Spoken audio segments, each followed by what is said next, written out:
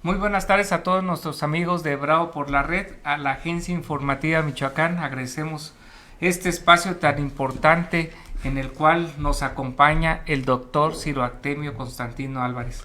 Quiero comentarles que este es el primer programa del doctor en este tiempo de pandemia del COVID-19. Se tomaron todas las medidas sanitarias para poderlo realizar. Y bueno, pues también le agradecemos al doctor Ciro Artemio que también ha tomado esa precaución para acompañarnos aquí en el programa, pero con el gusto de siempre de todos ustedes que están al pendientes y que nos han pedido de que cuándo iba a regresar. Pues le agradecemos, doctor Ciro Artemio, que nos acompañe. Este tema de interés a nivel no solamente mundial, sino para nuestro país, sino para toda América Latina, las batallas por la historia. Un tema sumamente interesante que bueno nos va a compartir, doctor. Sí. Y bienvenido. Muchas y vamos gracias. A escuchar con mucha atención. Cómo no, muchas gracias. Pues los saludo con mucho afecto y recordando muchas otras ocasiones en que tuvimos la oportunidad de hablar de otros temas. Hoy vamos a dirigirnos a un tema que es también un tema de identidad, es un tema de filosofía, de pensamiento, es un tema que nos acerca como compatriotas en un país determinado, es un tema que nos reúne como seres humanos, como sociedad, como parte integrante de lo que somos por naturaleza. Somos producto de una relación social y en esa relación social en donde se establecen las comunicaciones a través del lenguaje, a través de los símbolos, a través de todas las maneras de acercarnos a nuestros congéneres, estaremos pues contribuyendo a la identidad. La identidad es un elemento fundamental para la formación de una sociedad y una identidad se fortalece mucho cuando esa sociedad conoce su historia, su origen, de dónde venimos, quiénes somos, de dónde podemos partir, nuestros orígenes, nuestras identidades, quiénes hemos sido a través del tiempo. Y en México, en América, pues hay un origen legendario ya, hay un origen que proviene del hombre asiático, el hombre americano, y que pasó por el estrecho de Bering hace aproximadamente unos 40 mil años. Entonces, cuando los mares se congelaron y cuando el estrecho de Bering pues era un mar congelado, no había necesidad de nadar ni nada de eso, porque además el hombre de esta época pues no sabía nadar. El hombre aprende a nadar, aprende a pescar, aprende hacia los 25,000 años antes de Cristo. Entonces no, todo esto es producto de procesos, de transformaciones, de cambios, y entonces nuestros orígenes pues son los más recientes en la población del mundo, los más recientes porque el origen del hombre pues data de hace 1 millón, hace 2 millones de años.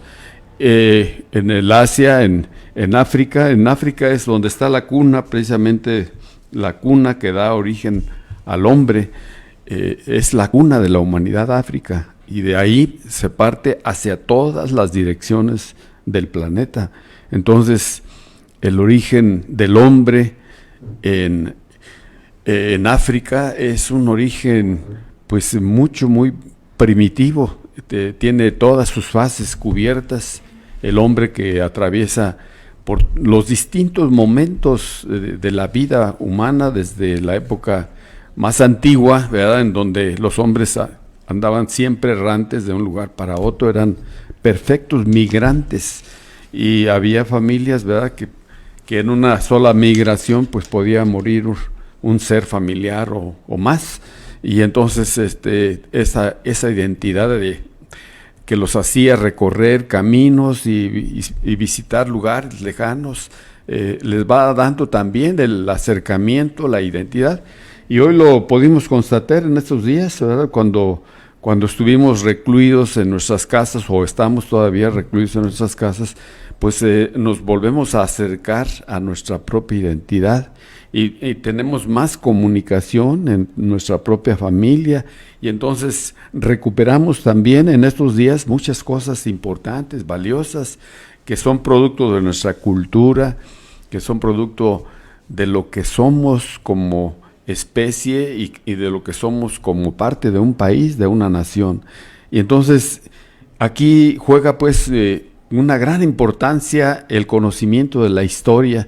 Por eso la historia ha estado presente en todos los planes y programas de estudio desde la creación de la Secretaría de Educación Pública en México, que data de 1921, con su primer secretario, don José Vasconcelos Calderón, y que es toda una institución la que se establece cuando se hace el Congreso Constituyente de Querétaro del 1917, entonces probablemente se crean los tres poderes de la Unión que hacen posible esta conjunción de poderes para dar paso a la formación de un nuevo país, porque la revolución representa una nueva recuperación nacional, una nueva recuperación de todos los que integramos esta nación, y es un principio, pero muy alentador, el de la Revolución Mexicana y el que establecía la Constitución Política de 1917, en donde está marcado el proyecto de nación que todos queremos como mexicanos. Y tenemos que compartirlo, ¿verdad?, en nuestras aulas, con nuestros alumnos, en nuestras escuelas, nuestras familias, compartir lo que somos como mexicanos, como ciudadanos de un país que con la vigorosidad del movimiento de la Revolución Mexicana nace también una nueva esperanza de muchas posibilidades de realizar, ¿verdad? Todos los que participaron en la Revolución Mexicana son hombres que soñaron con un país, que esperaban verlo transformado, ¿verdad? Pero que este país pues poco a poco se ha venido transformando porque no existían las condiciones, los conocimientos, la economía, no existía realmente la fortaleza como un país que tiene que trazar sus proyectos para avanzar, ¿verdad?, en el futuro. Entonces, esta efervescencia que dejó la Revolución Mexicana es valiosísima para un país, porque en el Congreso de Querétaro se conjuntan los mejores hombres que van a participar en la creación de una constitución. ¿Y qué es una constitución? Pues el proyecto, el trazo de un país, el proyecto de una nueva sociedad, el proyecto de una nueva nación, ¿verdad?, que va a establecer sus rumbos, que va a establecer sus reglas, que va a establecer sus leyes, que va a establecer sus principios, que va a establecer todo lo que desea para desarrollarlo propiamente y ponerlo en práctica, ahora sí, crearlo. El proyecto es la Constitución, pero las ideas se van a hacer realizables por los hombres, las mujeres, por los jóvenes, por los niños, por los adolescentes, por los profesionistas. Es la época en la que van a arrancar en nuestro país una nueva clase social, políticamente y intelectualmente, como es la clase media. La clase media siempre ha sido la clase esforzada, es la clase que se preocupa porque sus hijos tengan una carrera, porque sus hijos vayan a la escuela, porque sus hijos no se queden en la mediocridad, porque sus hijos respondan a otras necesidades que seguramente ellos van a tener. Y entonces hay esa preocupación del padre en la formación de sus hijos y esa preocupación de la sociedad políticamente para que los integrantes de la sociedad se apresten también a estar mejor preparados para participar mejor, ¿verdad?, en el proceso de producción y para participar en una profesión que pudiera ser el sostén más agradable para una familia. Entonces, la Constitución representa todos estos sueños y todas estas posibilidades, y por eso esas grandes conferencias y esos grandes a veces altercados que se presentaron en el seno de la Constitución cuando se estaba declarando o revisando el artículo 3º constitucional o los primeros 29 artículos, ¿verdad?, que son de las garantías individuales o otros específicos relacionados con la libertad de creencias, etcétera. Entonces, ahí se notaba ese calor de las discusiones, porque había pues la diferencia de dos grupos en el seno del Congreso Constituyente de Querétaro, algunos liberales conservadores y otros liberales pues en el sentido más democrático, y estas dos posiciones naturalmente tuvieron que enfrentarse ahí, y entonces muchos de los grandes artículos, el tercero, el 27 y el 123 constitucional son pues la columna vertebral en la cual se sustenta esta Constitución desde el punto de vista sociológico, desde el punto de vista de sus condiciones para mejorar la familia, desde el interior de la familia, y si mejora la familia, mejora la sociedad, y si mejora la sociedad, pues tenemos un porvenir mejor. Y entonces esta es la parte que nos interesa recuperar, y la que estuvimos pensando en estos días de refugio en nuestras casas, de cuáles serían las alternativas que tiene México en estos momentos para poder seguir avanzando, porque hasta el momento pues México ha avanzado muchísimo. De 15 millones de habitantes que tenía en 1910, estamos ya en más de 120 millones, seguramente pronto estarán los datos del censo 2020 y tendremos ya la precisión total de la población que tenemos en nuestro país, pero sobre los 120 de ahí hacia adelante sería la población que tenemos en este país. O sea que ha habido más de 100 millones más de mexicanos que han aparecido en este país después del movimiento de 1910, más de 100 millones.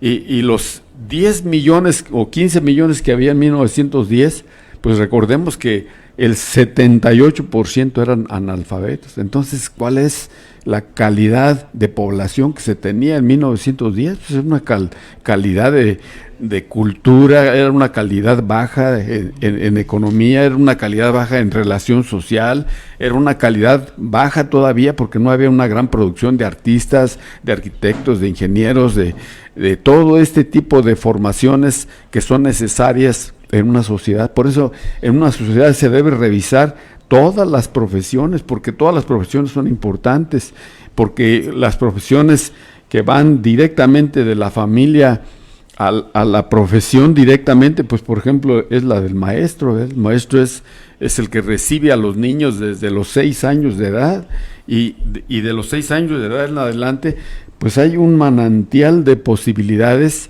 de la formación de niños que puedan desarrollarse mejor, cada año mejor, porque tendríamos que aceptar y tendríamos que pensar en que la preocupación de la Secretaría de Educación Pública es una preocupación permanente en cada ciclo, cada 5 años, en cada 10 años, en cada década, en cada 20 años, como en este caso estamos en el 2020, pues estaríamos avanzando aspectos importantes, ¿verdad?, que no se nos deben pasar inadvertidos.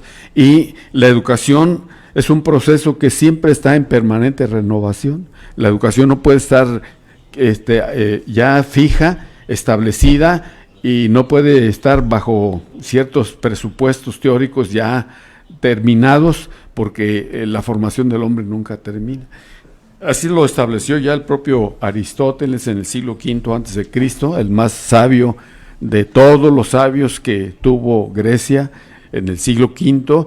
Pues naturalmente tenemos a Sócrates y luego a Platón, el gran poeta, el hombre más elegante para hablar, el autor de los diálogos, que lo que hizo fue escuchar a Sócrates lo que decía, los altercados filosóficos que tenía con los sofistas, y los sofistas eran los maestros a los que se les pagaba, los particulares les pagaban para que enseñaran a sus hijos. O sea que no había escuela, no había magisterio así como ahora, sino que eran unos cuantos que se dedicaban a enseñar y por esa enseñanza les cobraban, porque los ciudadanos tenían la capacidad, tenían propiedad, si no podían ser ciudadanos. La propiedad era la garantía de ser ciudadano, y por eso todos cabían en una plaza pública que se llamaba el Ágora, en donde se discutían todos los problemas de la ciudad de Atenas, porque cada ciudad era una polis, era un país, era una sociedad.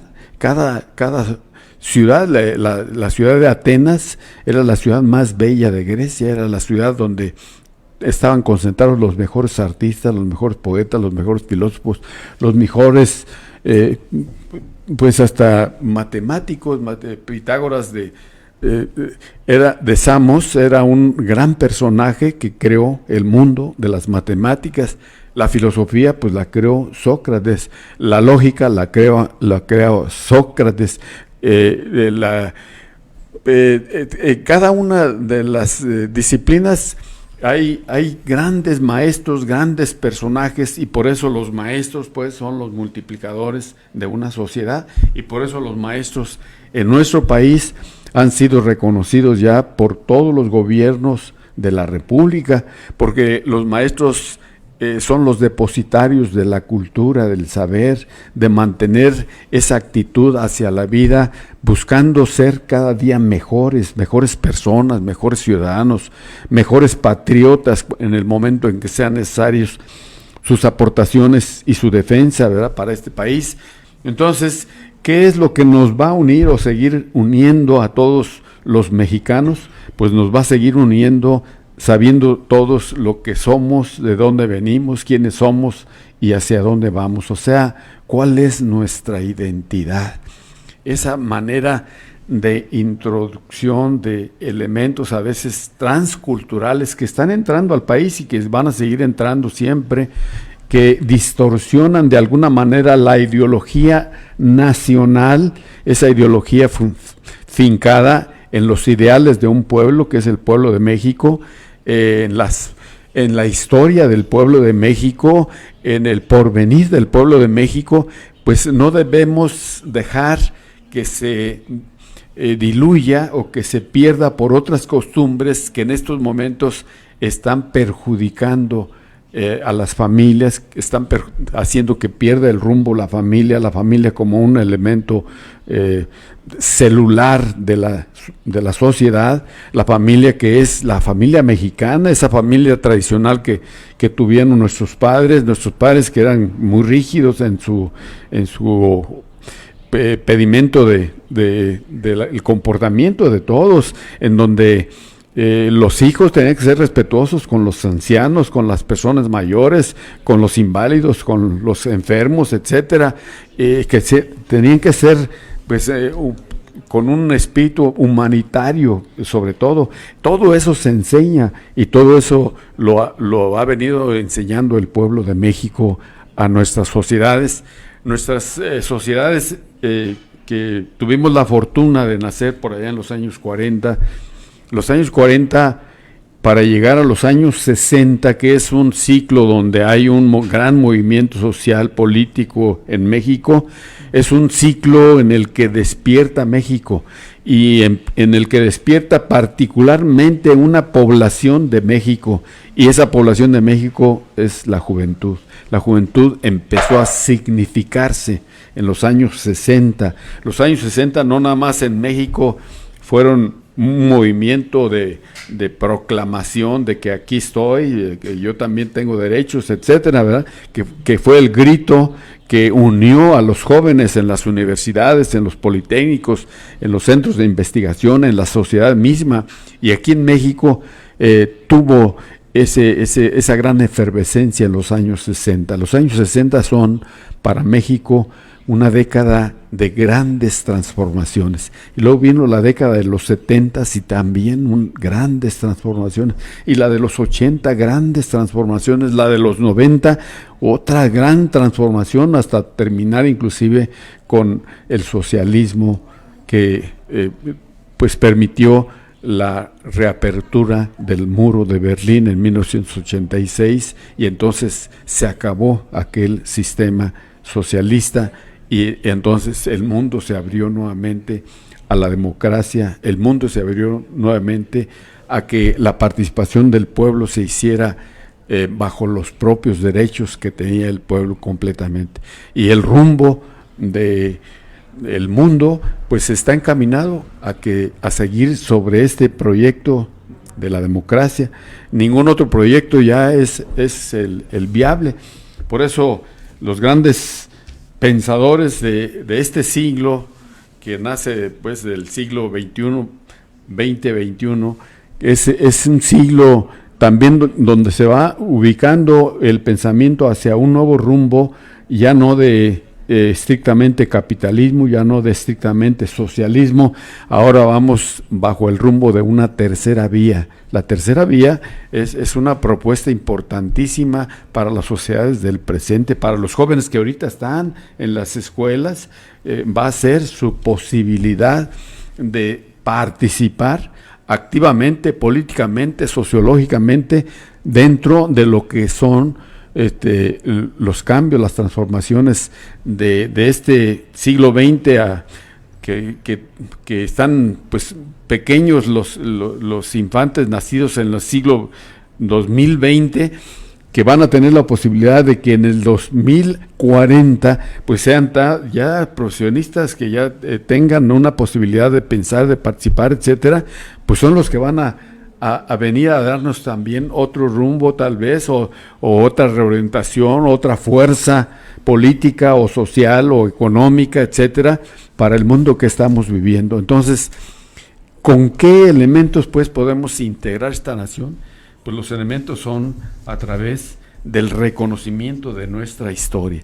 En esto ya se había hecho un intento, y ese intento es Revolución, Educación y Mexicanidad. Esta es una gran obra, aun cuando esté en estas condiciones, y su autor, Edgar Ginas Álvarez, es un auténtico mexicanista, es un profesor que también apuesta a que nuestro reconocimiento de identidad es el baluarte que nos puede sostener en cualquier contienda ahora ya del siglo XXI, en cualquier situación, porque si construimos una nación integrada, unida, fuerte en su naturaleza, con buena preparación para los jóvenes, con buena perspectiva, con ambiciones de triunfo, con deseos de grandeza, etcétera, podremos tener esa gran posibilidad de que nuestras sociedades de este 2020, que están naciendo nuestros niños en este 2020,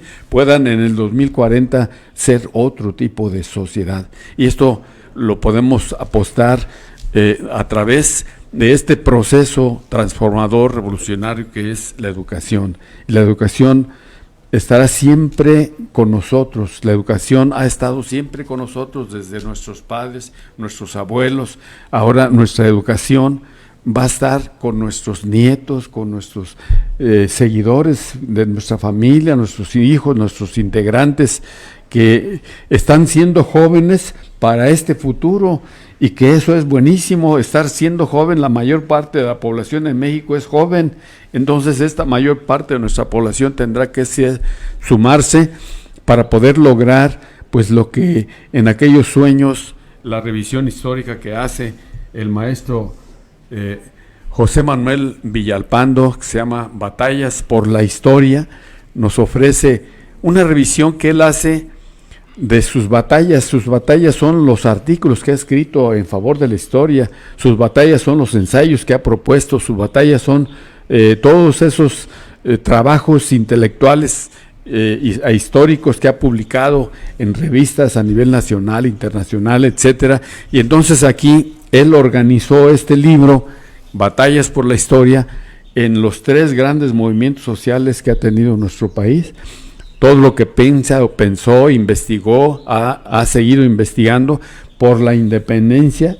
Fue una etapa erudita que está explayada aquí a través de muchos ensayos, visiones, reconocimiento a nuestros héroes, personalidades destacadísimas en el movimiento de la independencia, tanto del clero como de la parte civil, intelectual, de las universidades que había en esta época en que se iba a dar el movimiento de la independencia, y principalísimamente pues la ciudad de Valladolid como una ciudad de las más cultas de México, y que esa ciudad de Valladolid tuvo un movimiento de insurgencia que se preparó para hacer desde aquí el nacimiento de una revolución, de esa revolución de la independencia. Sin embargo, las condiciones históricas por las que pues se estaban transformando esta sociedad de la colonia, que tenía ya 300 años de historia, 300 años de desigualdad, 300 años de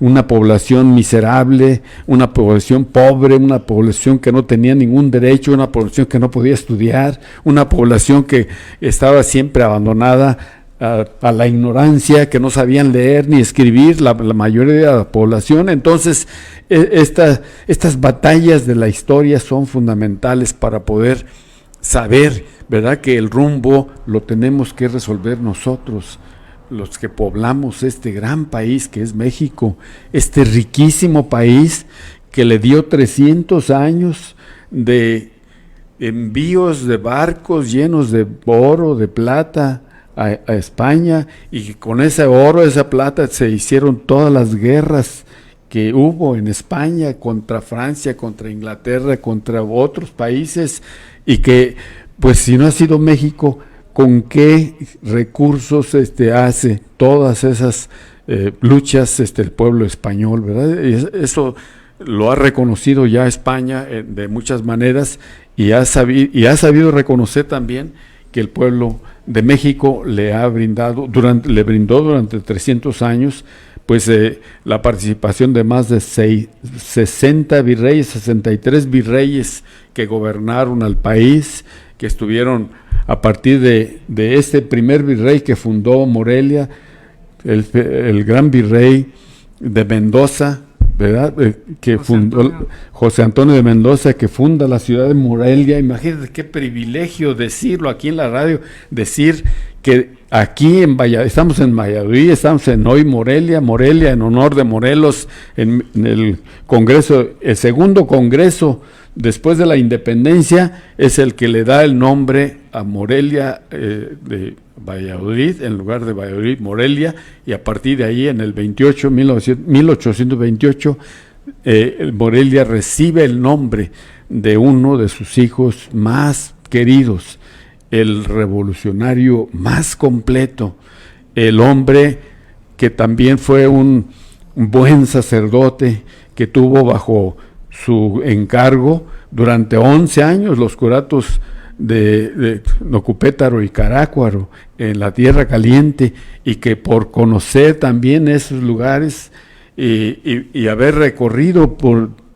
necesidades económicas que tuvo su familia, muchos lugares desde Morelia, luego caminaba hacia Uruapan, donde había el piloncillo, donde traía el azúcar y donde traía muchas cosas, el café, etcétera, y después esto lo llevaba a vender a otros lugares más lejanos, y entonces conoció todos los caminos de la Tierra Caliente, y por eso triunfó su movimiento que le encomendó Miguel Hidalgo para tomar el puerto de Acapulco, que era un puerto valiosísimo, porque ya desde la colonia pues llegaban los barcos de la nao de China, y llegaban las embarcaciones con muchas especies traídas desde Europa, y traían pues muchas cosas aromáticas, de buenos olores, de perfumes de Francia, etcétera, y muchas cosas de vidrio. No se diga, en Egipto fue la capital del vidrio, la capital de las cosas bellas, de los espejos y todo eso,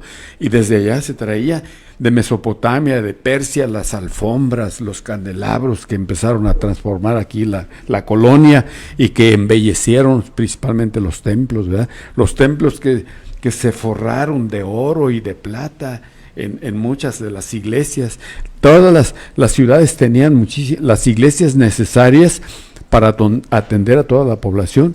Por eso la ciudad de Morelia, para la época del inicio de la independencia, pues tenía 15 iglesias, que son las que tiene, 15 iglesias, 11 conventos, y cada una de las iglesias bien hecha, bien trazada, con un gran diseño, y hay muchísimas todavía que las admiramos, ¿verdad? De las que que no son tan grandes, pero que sí tienen todo un embellecimiento interno de exquisita calidad, y que nos hacen sentir también esa sensación de pasividad, de concentrarnos a nosotros hacia lo que creemos que tenemos y que aspiramos, para que esto no se pierda, para que tengamos también este valor de la religión, porque es un valor. Religere quiere decir volver a ligar, volver a establecer esa relación del hombre con esa creencia, ese mundo maravilloso que existe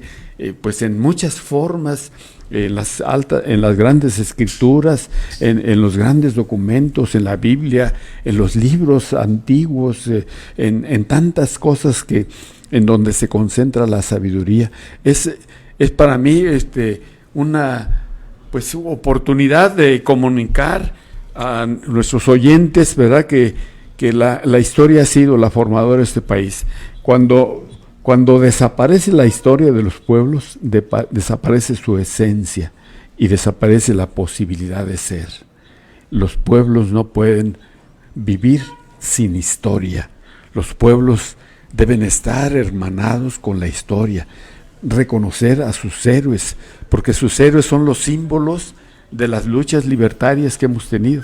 Y en México tenemos muchísimos héroes, tanto los héroes que están escritos en los libros, como otros héroes que no fueron escritos en los libros. Son los héroes anónimos. Es el pueblo de México, es el pueblo que cree en sus héroes y que participa en sus luchas y que va a seguir siendo el constructor de este gran país que es México. Queremos dejar sembrada esta semilla en nuestros oyentes, porque creer en algo es construir también el porvenir de México, y eso es lo que queremos todos los mexicanos. Excelente, doctor Ciro Artemio Constantino Álvarez, esta reflexión tan importante, esta sabiduría que nos deja hoy en día el volver a hablar de la importancia del ser humano, de la grandeza. Sí. Eso nos emociona, y eso es la esencia que se ha perdido, sí. El decirle el valor que tenemos como personas, sí. De cada uno tenemos una identidad, un brillo propio, sí. Y que tenemos que construir para transformar esta gran nación que nos hace falta. Cada vez que nos menciona las etapas por las cuales ha pasado México, sí. Por luchar por esa independencia, el luchar por esas leyes, sí. El transformar esa personalidad que nos da libertad, sí. Que podemos transitar libremente, sí. Que cita cada uno de sus puntos, pues nos enorgullece para sí. Ser mexicanos. Sí. Lo felicitamos como siempre, doctor Ciro Artemio Constantino Álvarez, por esta reflexión, y bueno, pues algún saludo en especial en este regreso que hacemos. Gracias. Pues sí, al maestro por ahí Estrada nos decía en estos días que estaba también él pues guardando, guardadito él en su casa, con su familia. Nos decía de otro libro que acaba pues está terminándolo ya, o ya debe estar terminado, y que pues le gustaría mucho tener la oportunidad, ¿verdad?, de darlo a conocer, inclusive aquí a través de estos micrófonos, que para nosotros sería un gran honor. Y le decimos, ¿verdad?, y lo felicitamos desde aquí por esta constancia que tiene, esta firmeza, esta convicción de seguir escribiendo, porque todo lo que escribe pues es valioso, y todo lo que los demás escriben también, porque entre todos pues se hace un gran país, una gran sociedad. Esta es la grandeza de vivir en sociedad. La grandeza de vivir en sociedad está en que todos participemos con lo mejor que cada uno podamos dar a los demás, porque todos aprendemos de todos y todos somos parte de un todo que es la sociedad, y la sociedad es la que no se equivoca. La sociedad siempre tendrá la razón, la sociedad, porque el pueblo de México es un pueblo sabio, con orígenes culturales importantes, con programas políticos importantes, con programas culturales también trascendentes que son únicos en el mundo. La cultura en México es una cultura valiosísima a nivel mundial. La cultura en México, en el grupo más representativo, por ejemplo, musicalmente, es la Sinfónica Nacional, y la Sinfónica Nacional de un pueblo, el pueblo de México, del pueblo de Londres, la Sinfónica de Londres, la Sinfónica Española, de Francia, etcétera, de Gran Bretaña. La Sinfónica representa la aportación cultural más importante de un pueblo, y nosotros tuvimos la Orquesta Sinfónica Nacional a partir también de las inquietudes de Silvestre Revueltas, de los grandes músicos nacionales, de Vasconcelos, que promovió que se formara la Orquesta Sinfónica, porque la Orquesta Sinfónica era una forma también de desarrollar educación para el pueblo de México, y es otra de las vertientes importantísimas, así como en la escultura, en la arquitectura, en la pintura, en el ensayo escrito, en la literatura, que es un pueblo también de grandes escritores, de grandes comediantes. O sea, el pueblo de México es valiosísimo en todo lo que ya representa. Visto. Excelente, doctor Ciro Artemio. Pues mandamos también un saludo a todos los médicos, enfermeras, todo el personal administrativo que se encuentran en los hospitales ahora con esto de la pandemia, sí.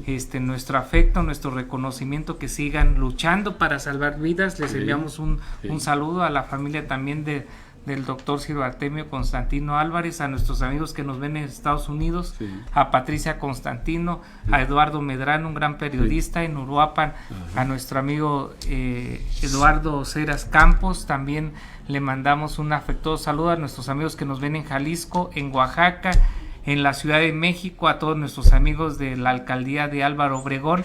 También mandamos un saludo en especial a los empresarios michoacanos que han seguido reactivando la economía aquí en nuestro estado, a la señora Cuquita Miranda y al señor Salvador Miranda, un reconocimiento para ellos, y que siguen manteniendo a esos trabajadores que siguen dependiendo de ellos. Claro. Un saludo muy afectuoso. Pues no me resta más que agradecer su atención, y también mandamos un saludo muy especial a todo el sindicato de la sección 21 de salud de los trabajadores en Michoacán. Le deseamos mucho éxito en un proyecto de comunicación que tienen. Al químico Fabio Mesa Alfaro, un reconocimiento por esta labor también tan importante en estos tiempos de pandemia, de COVID que se viven en nuestro país. Que tengan a todos ustedes muy buenas tardes y muy buen provecho.